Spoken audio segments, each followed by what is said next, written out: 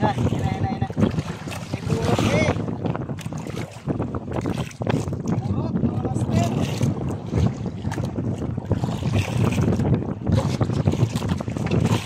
Oops, pa.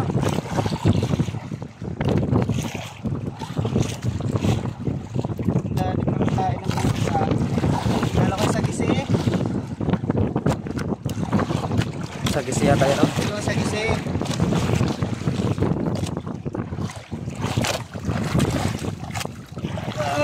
Sagisi.